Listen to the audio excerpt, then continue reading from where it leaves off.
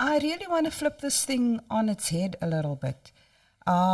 Just for the record, I have absolute love and appreciation for any minority that needs to be heard. Having obviously suffered apartheid and as a woman, many other types of injustices, it's actually the worst thing is not to have a voice.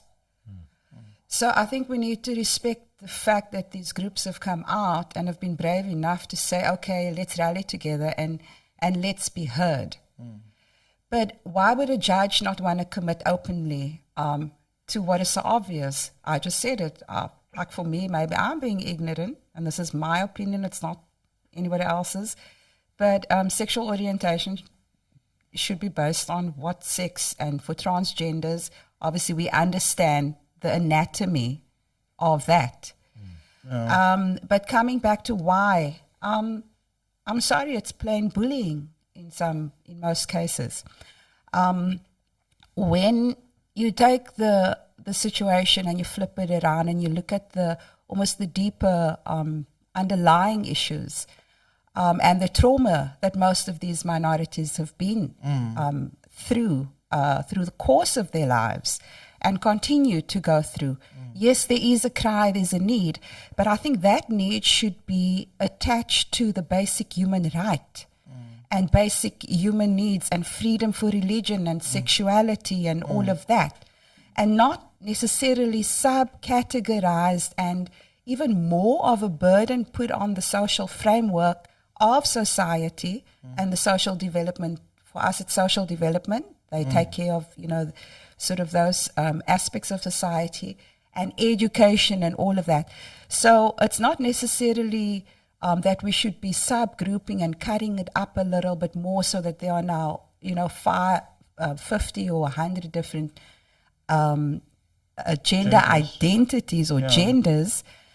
We should be looking at why the cry and the need to be heard.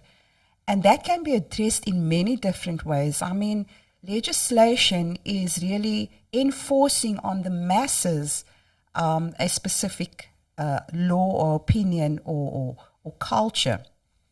And for whether it's LGBTQ groups, whether it's religious groups, or whether it's racial groups. I know of Black Lives Matter in America.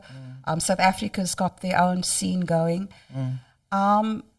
We as the majority of society, because these are minority groups. This is not the norm in society that we are speaking for and advocating for. It is a minority. And we should actually be addressing it from that perspective and looking at how else can this be addressed with, existing kind of rights in place. And where it doesn't accommodate for that specific person's identity or what they identify with, it should be dealt with on a case-by-case basis. And I have the prerogative as a member of society as well not to agree with what it is that you're feeling or thinking. But that's the point. That's otherwise it's just bullying. That's the otherwise point. It's the kid on the school ground that got bullied, grew up and became a bully.